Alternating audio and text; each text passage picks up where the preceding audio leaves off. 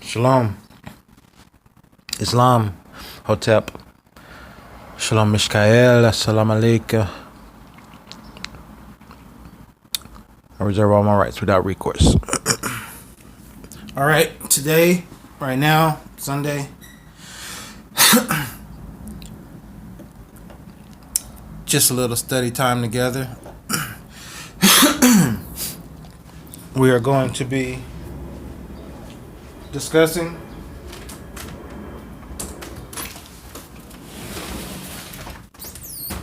and going through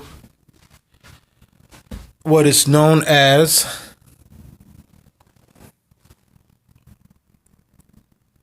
the Hygromanteia. So I'm going to read for you, for me, actually, but you get to listen. And you can do your own research later. The title is in the description. All right, so this is just for Sunday study, meditations, inviting those ancestors to join us that are noble and most wise and honorable, to give us insight into the ancients of old and the ways of our forefathers and foremothers.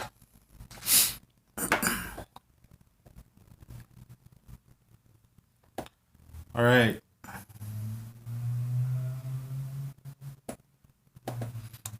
Chapter 1. The Hygromanteia.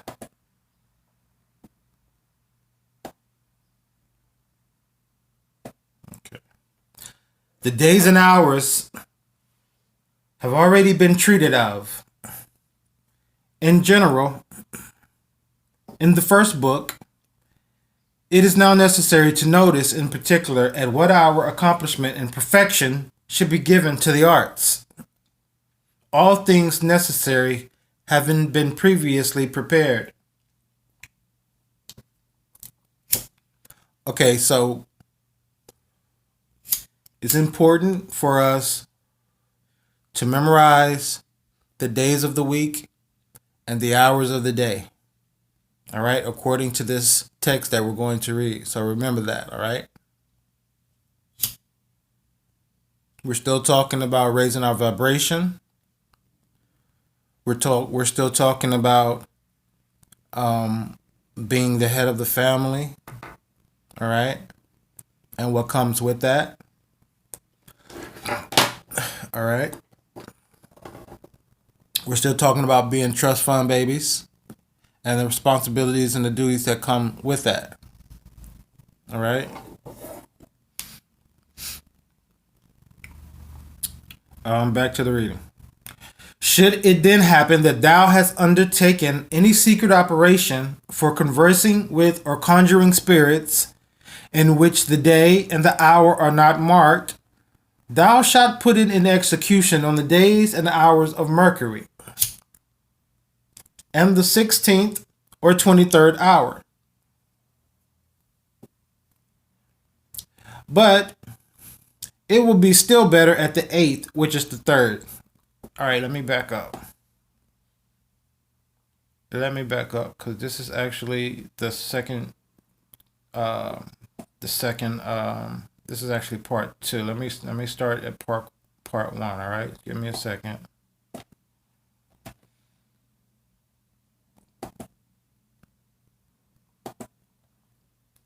Start as at part 1 from the very beginning. All right.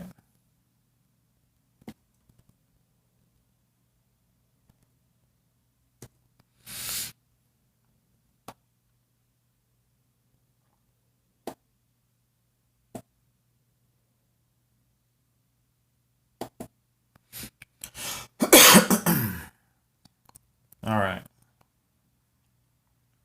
Book 1. That was book 2. Let me start at book 1, all right? Book 1, chapter 1. Concerning the divine love which ought to precede this acquisition of knowledge, concerning the divine love which ought to precede the acquisition of this knowledge.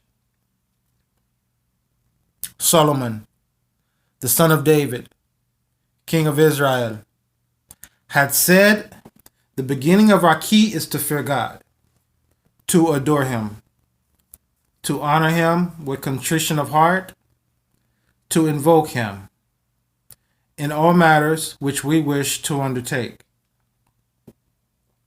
Now, these same writings are in the Quran, all right? We're reading these texts from a historical context, not from a religious context, all right? So this is neither Christianity or Islam. This is in a historical document written by our ancestor, all right?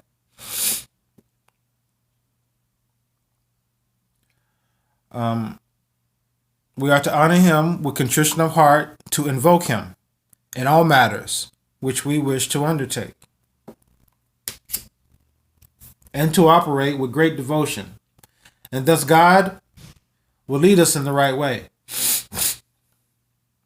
When therefore thou shalt wish to acquire the knowledge of magical arts and sciences, it is necessary to have prepared the order of hours and of days and the position of the moon, without the operation of which thou canst effect nothing. But if thou observest them with diligence, thou mayest easily and thoroughly arrive at the effect and end which thou desirest to attain. All right, that is the first precept of book 1. All right.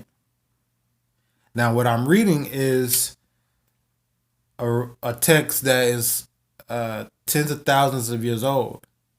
All right.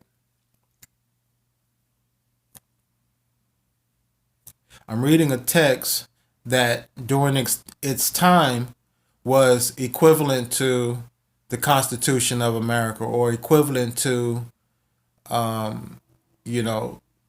those great treaties that we abide by. Okay.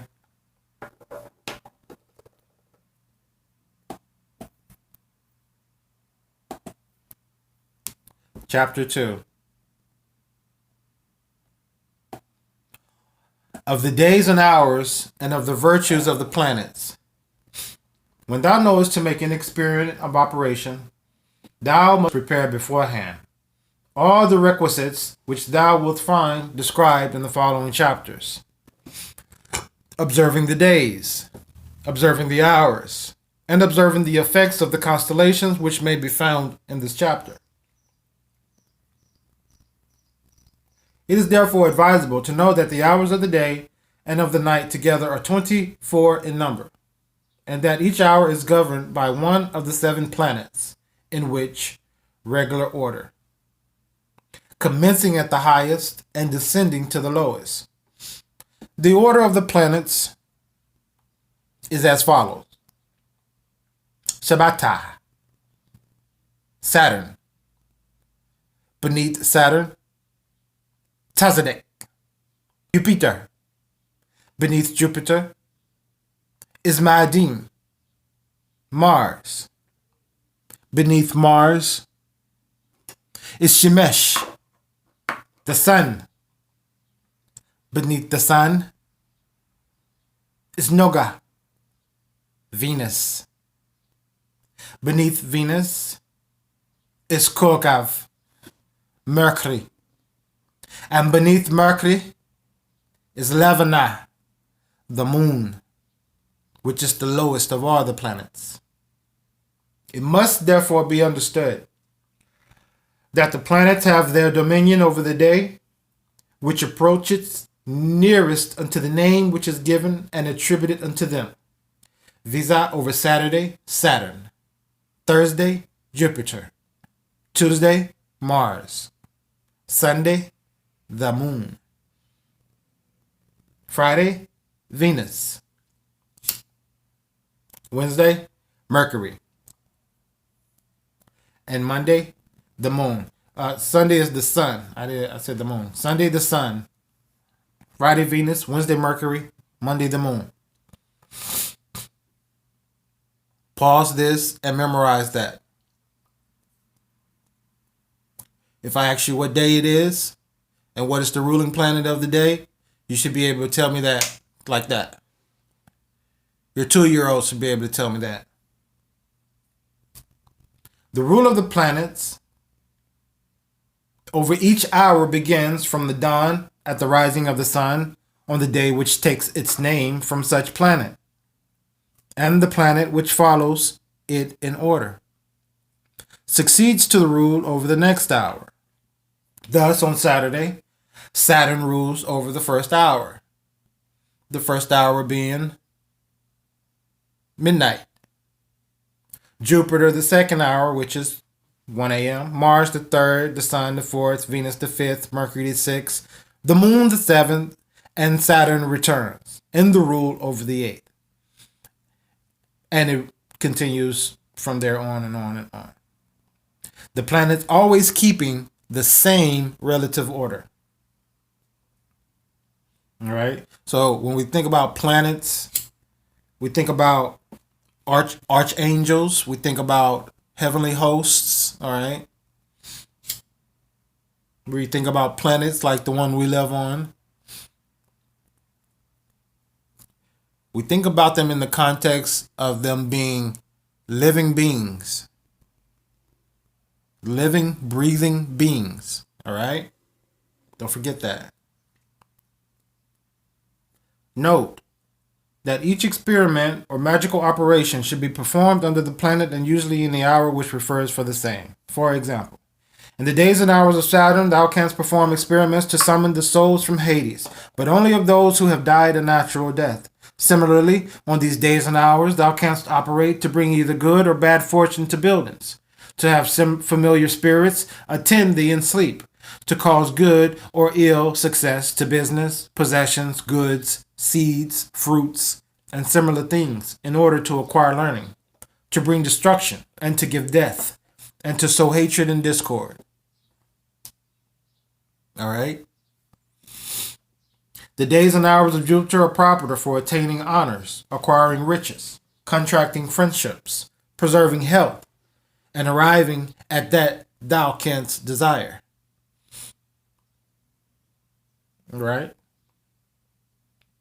In the days and hours of Mars, canst make experiments regarding war, to arrive at military honor, to acquire courage, to overthrow enemies, and further to cause ruin, slaughter, cruelty, discord, to wound, and to give death. The days and hours of the Sun are very good for perfecting experiments regarding temporal wealth, hope, gain, fortune, divination, the favor of princes, to dissolve hostile feelings, and to make friends. The days and hours of Venus are good for forming friendships, for kindness and love, for joyous and pleasant undertakings, and for traveling. I'll tell you a secret about Venus. And anytime I say the word secret, I refer to those things which are meant for private. All right? Those things which are meant for private, we call those secrets. Because they're not meant for the public, they're meant for private disclosure. All right? But I'm going to give you this one. On the day of Venus,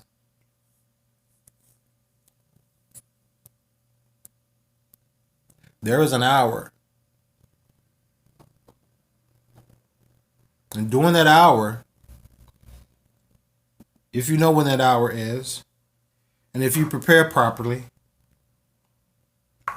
it is said that thou might pray for anything that you desires, and Venus will grant it.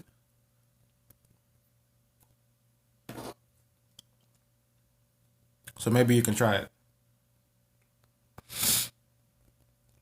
The days and hours of Mercury are good to operate for eloquence and intelligence, promptitude in business, science and divination, wonders, apparitions, and answers regarding the future. Thou canst also operate under this planet for thefts, writings, deceit, and merchandise.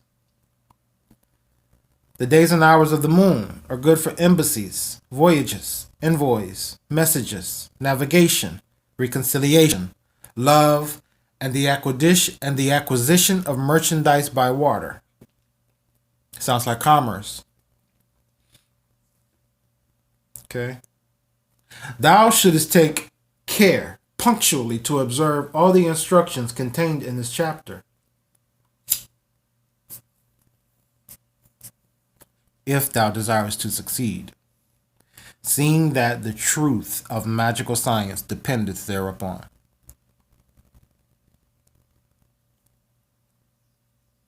I know you heard that right. The hours of Saturn, of Mars, and of the moon are alike good for communicating and speaking with spirits, and those of Mercury are for recovering thefts by the means of spirits. Okay? Now, if you're so spiritually minded that you're no earthly good, this won't help you.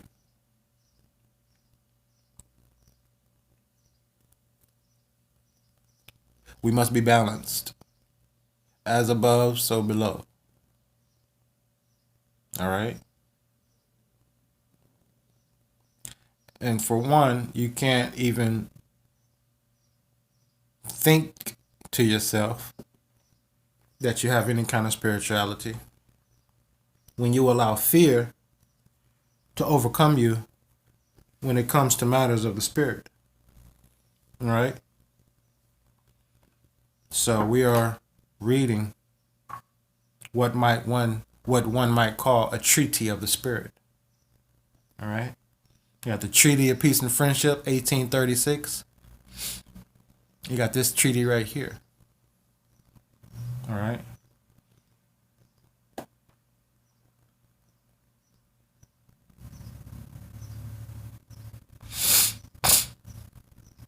Continuing. The hours of Mars serve for summoning souls from Hades, especially of those slain in battle. Let me tell you something. We have enemies. And our enemies, every day at a certain time, pray for our destruction. They gather in a large group and they practice the arts and sciences of your ancestors on you, against you.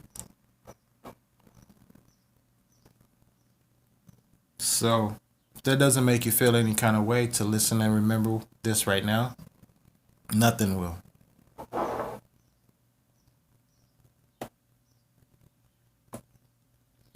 The hours of the sun, of Jupiter, and of Venus are adapted for preparing any operations whatsoever of love, of kindness, and of invincibility, and is hereafter more fully shown, to which must be added other things of a similar nature, which are contained in our work. Okay?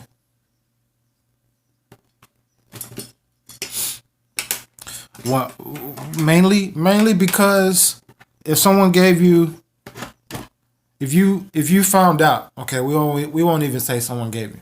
If you found out, like it's like that movie with Richard Pryor, and Richard Pryor found out that he had an uncle or a grandfather or somebody that left him billions of dollars, and in order for him to get the billions of dollars, he had to go and give away money and help people and all of this stuff, right, before a certain time, or he would lose it all, right?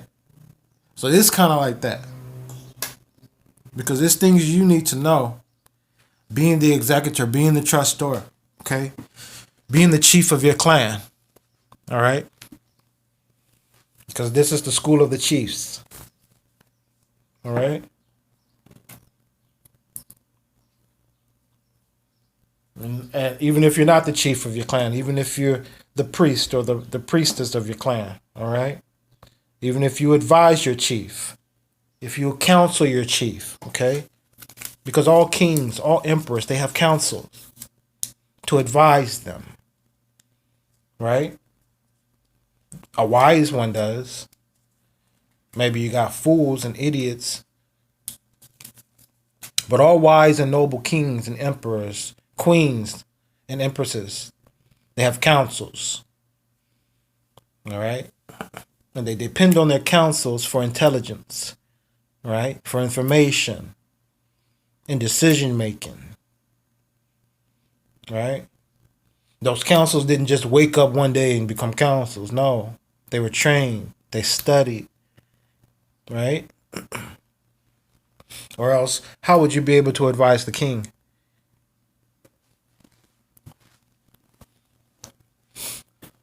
The hours of Saturn and Mars, and also the days on which the moon is conjunct with them. Conjunct, that's one of those words you need to look up. All right? And it has several other words associated with it. You need to know what those words mean and how they relate. All right? Conjunct with them, or when she receives their opposition or quartile aspect, are excellent for making experiments of hatred, enmity, quarrel, and discord, and other operations of the same kind which are given later on in this work. The hours of Mercury are good for undertaking experiments relating to games, raillery, jests, sports, and the like.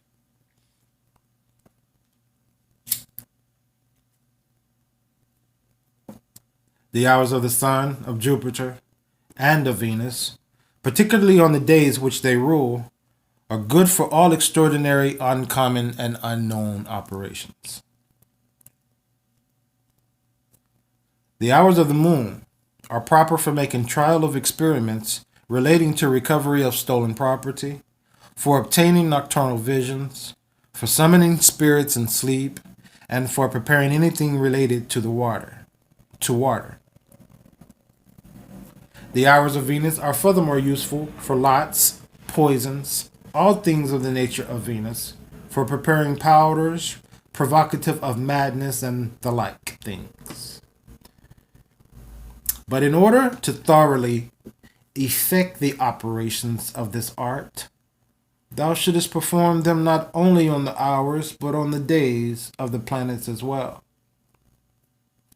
Because then the experiment will always succeed better, provided thou observest the rules laid down later on. For if thou omittest one single condition, thou wilt never arrive at the accomplishment of the art. I'll give you an example. I spent many years studying numerology, studying the aspects of the planets and so on and so forth, until the point to where I could win the lottery 3 or 4 or 5 times in one day. I could go to this website, sign up. It's a sports bet gambling website. Sign up, right? They allow you to buy lottery tickets for 50 cents from whatever state. I go in there. I pick maybe about 15 states. I choose maybe a certain amount of numbers. And I win back to back all day, every day. So I said to myself, this is evidence to me that there's a connection. So I moved past that. I didn't even play the lottery anymore. Once I knew I could win like that all day, every day, I didn't play anymore.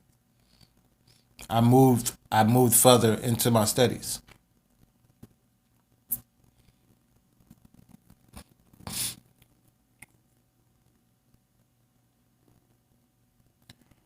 The hours of Venus. Let's see, where are we?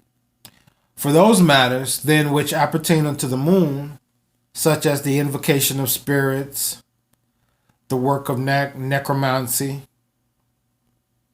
Oh, I trade the stock market too, right?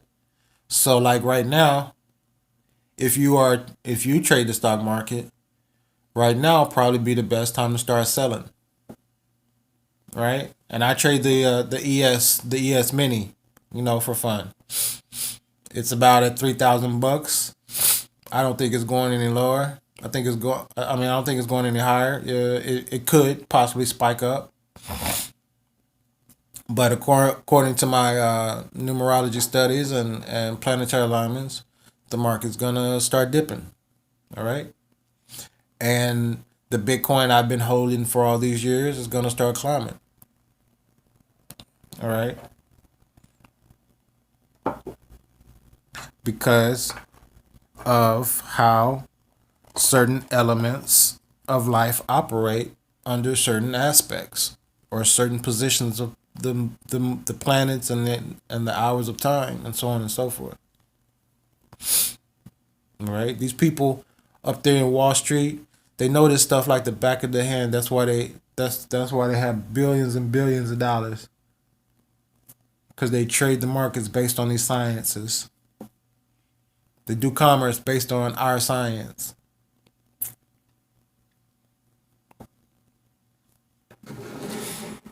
The wealthy ones. Maybe not the workers, but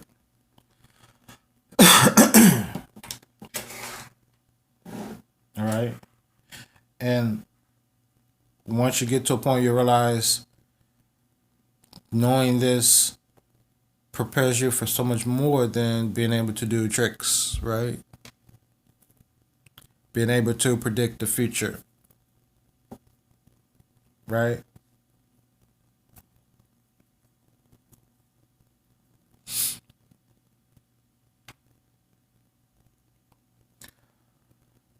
For those matters, then, which appertain unto the moon, such as the invocation of spirits, the work of necromancy, the recovery of stolen property, it is necessary that the moon should be in a terrestrial sign,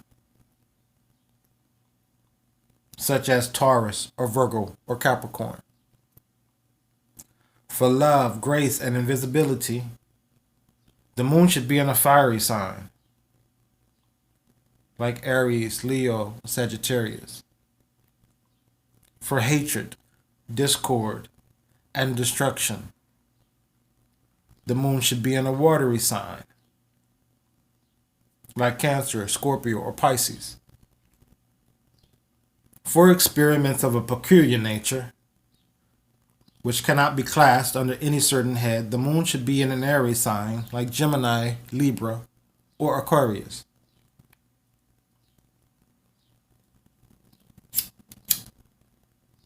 But if these things seem unto thee difficult to accomplish, it will suffice thee merely to notice the moon after her combustion or conjunction with the sun, especially when she quits his being peereth visible.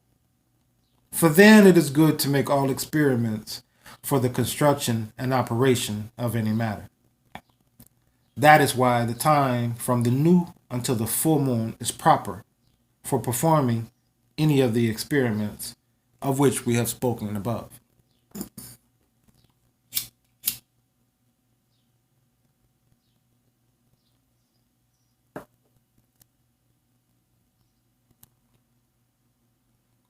But in her decrease or wane, it is good for war, disturbance, and discord. Likewise, the period when she is almost deprived of light is proper for experiments of invisibility and of death. But observe inviolably that thou commits nothing while the moon is in conjunction with the sun, seeing that this is extremely unfortunate, and that thou wilt then be able to effect nothing. But the moon quitting his beams and increasing in light, thou canst perform all that thou desirest, observing, nevertheless, the directions in this chapter. Let me tell you something. There are people who live in Las Vegas by this treaty.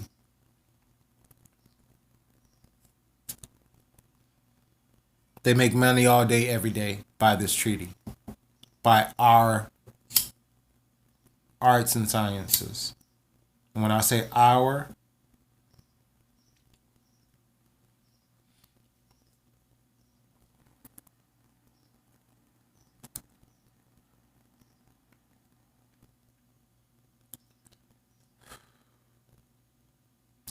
But observe inviolably that thou commence nothing while the moon is in conjunction with the sun. Seeing that this is extremely unfortunate, that thou wilt then be able to effect nothing. But the moon quitting his beams and increasing in light, thou canst perform all that thou desirest, observing nevertheless the directions in this chapter. Furthermore, if thou wishest to converse with spirits, it should be especially on the day of Mercury and in his hour, and let the moon be in an airy sign, as well as the sun. Retire thou then unto a secret place, where no one may be able to see thee or hinder thee. Before the completion of the experiment, whether work by day or by night, but if thou shouldest wish to work by night, perfect thy work on the succeeding night. If by day, seeing that the day beginneth with the rising of the sun, perfect thy work on the succeeding day. But the hour of inception is the hour of Mercury. Verily, since no experiments for converse with spirits can be done without a circle being prepared, whatsoever experiments, therefore, thou wishest to undertake for conversing with spirits, therein thou must learn to construct a particular circle.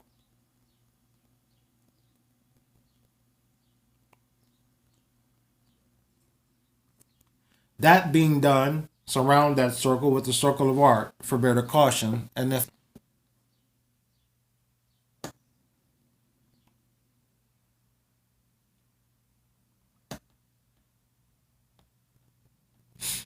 Chapter 3, Book 1. Concerning the arts.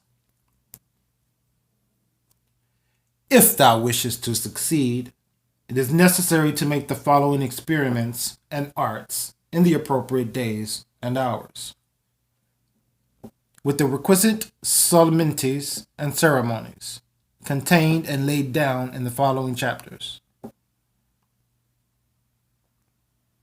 Experiments then. The first is to make trial of what, as I have said, can be easily performed without a circle.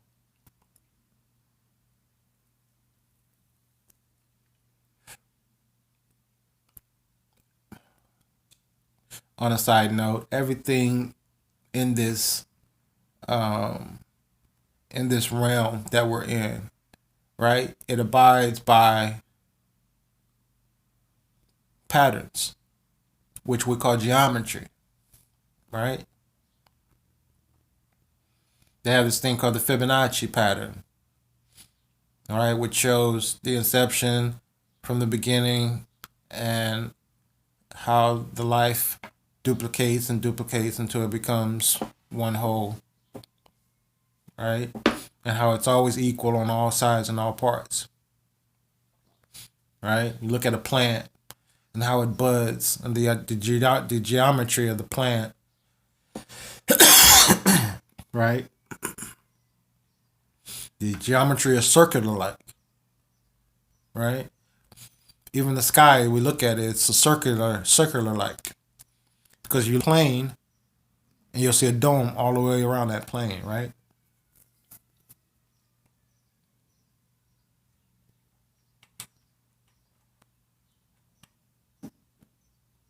What fits inside of the square? The circle fits inside of the square.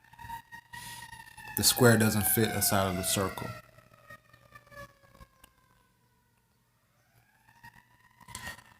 All right, back to the reading.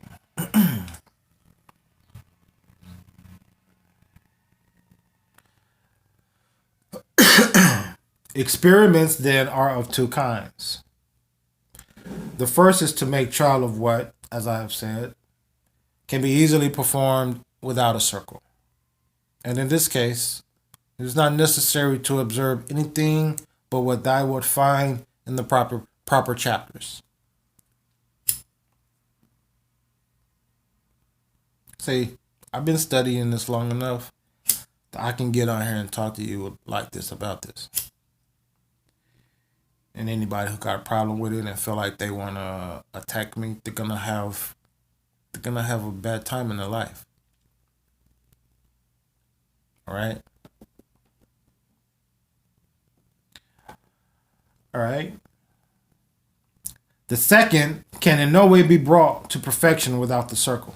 And in order to accomplish this perfectly, it is necessary to take notes of all the preparations which the master of the arts and his disciples must undertake before constructing the circle.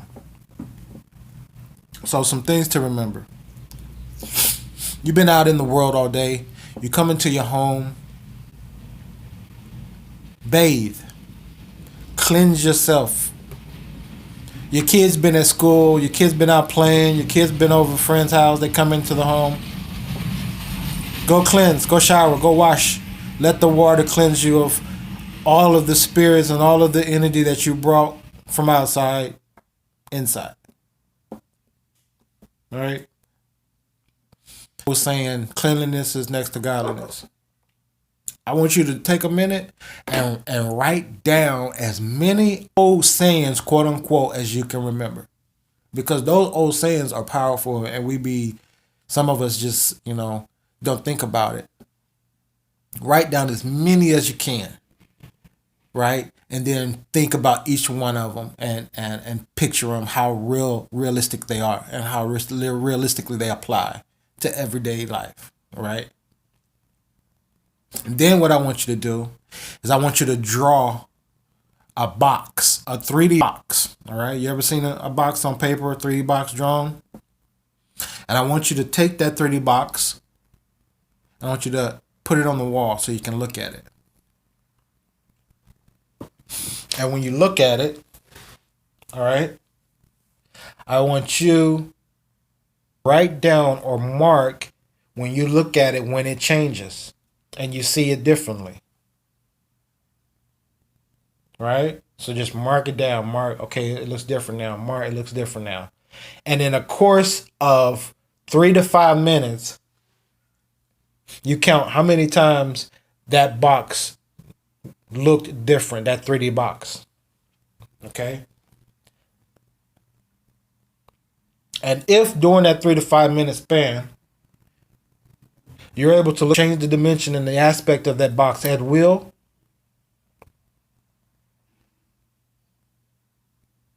then you have completed this task.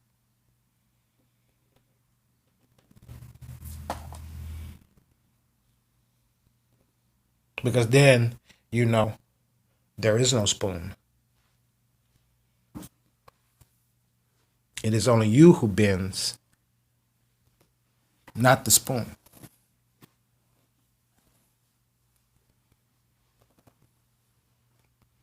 The same way with how people have learned to trick us with propaganda, whether it's in the so-called churches, whether it's on TV, playing games with the aspect and introspections of our minds, finagling and manipulating what's in plain sight.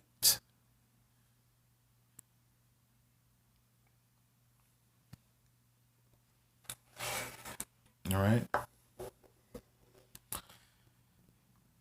And these are the things we must overcome through preparation. Continuing. Before commencing operations, both the master and his disciples must abstain with great and thorough continence during the space of 9 days from sensual pleasures and from vain and foolish conversation. You know how you got some friends or some associates that they just love talking.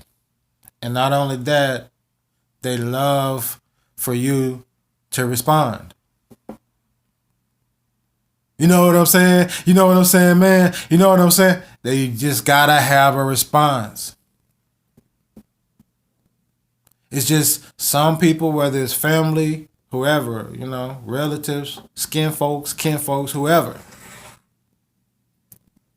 If you're in that space and if you're an area and if you're a time where you're focusing on raising your vibration, you have to remove yourself from them.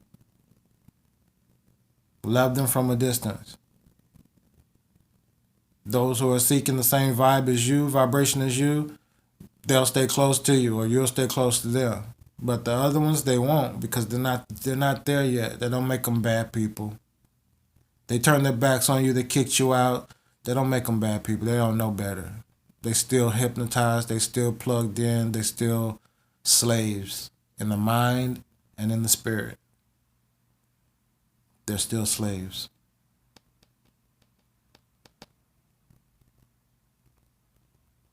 And you've awakened. And now you must learn to use your eyes and your ears and your words.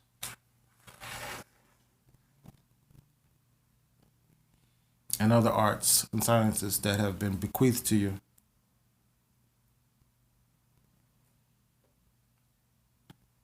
Is it not written, I have given you all power? One of those old sayings again.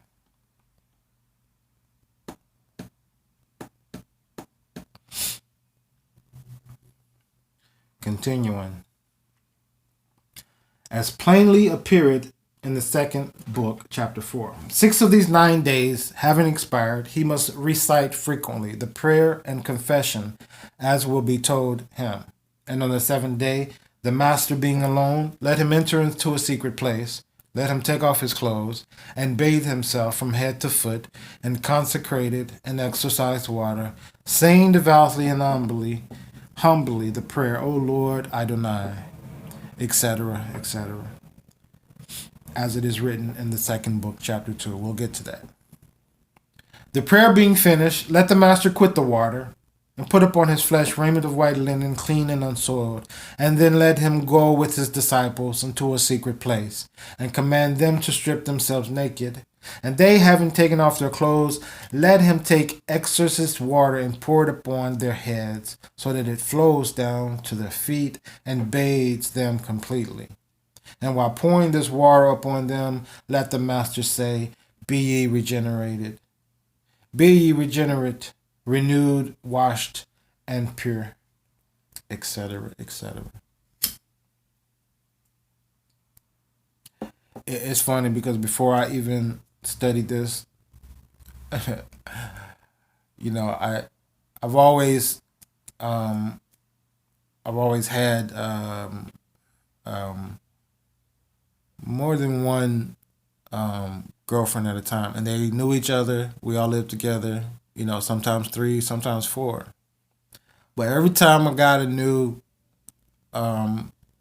sister wife, you want to call it, or girlfriend or whatever, so I had to bathe her. She had to be cleansed and clean before she came into our atmosphere. I don't know why I told y'all that, but anyways.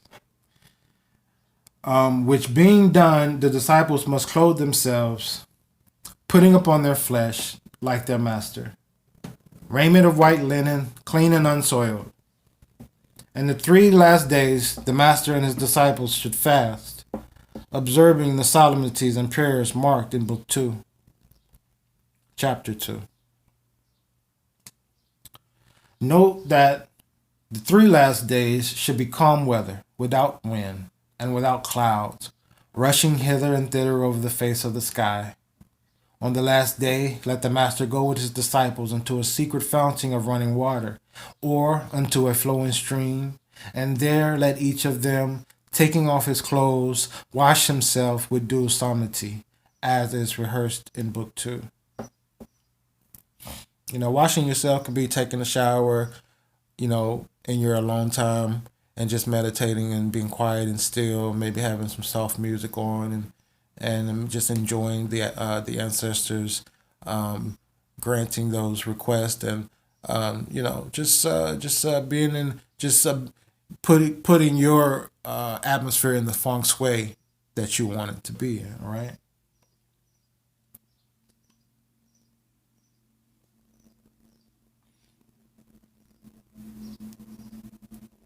And when they are clean and pure, let each put upon him garments of white linen, pure and clean, using the prayers and ceremonies described in Book 2.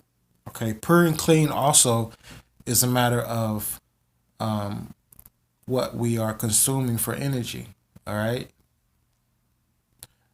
Like meat. All right. A lot of the meat, the way it's cooked and the way it's prepared, is poison. It's horrible. Okay. The way that our bodies are made, we have a large intestine, we have a small intestine. Okay. Animals like lions and tigers, they have huge, large intestines. Why?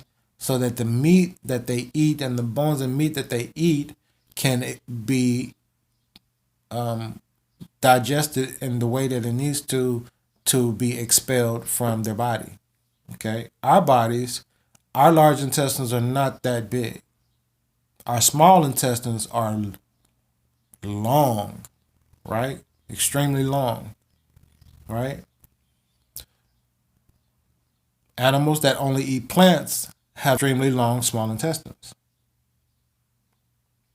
All right. So we have a large and a small intestines. All right. So what is nature telling us? What is the laws of nature and spirit telling us? Right.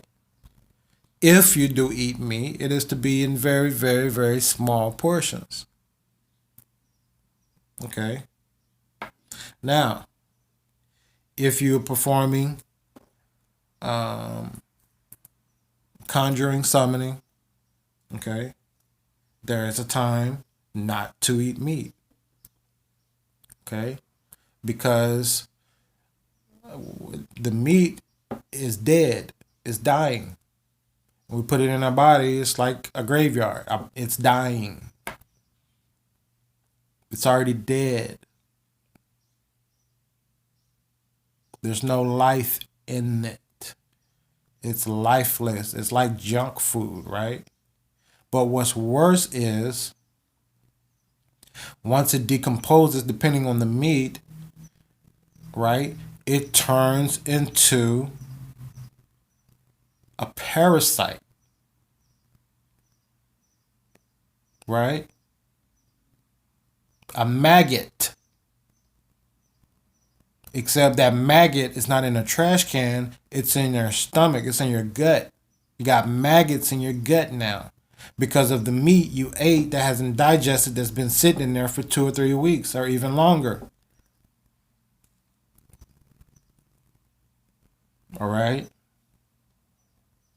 So no one's telling you don't eat meat because God's going to hurt you. No, don't eat meat because the meat's going to hurt you. Just look at it. Just look logically at it, right?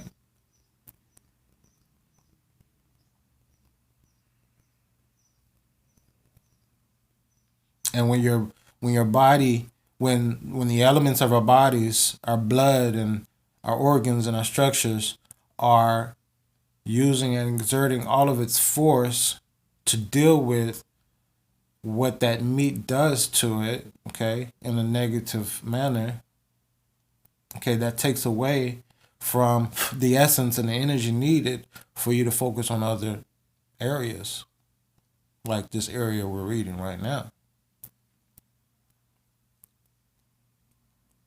right?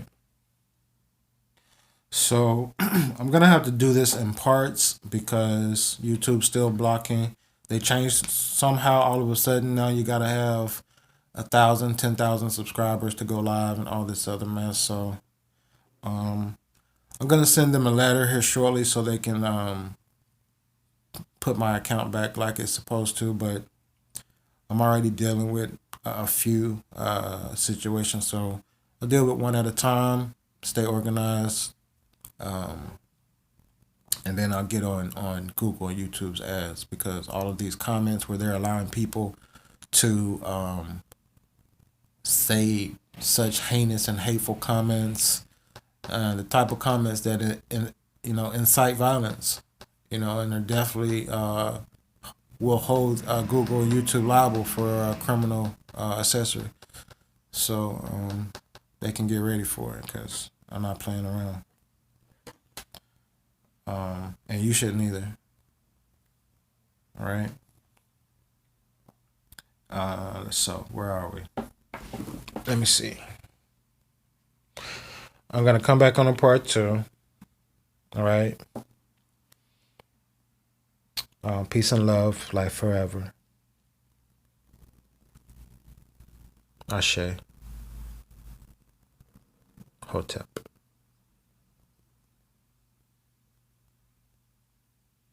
Shalom, Mikhael.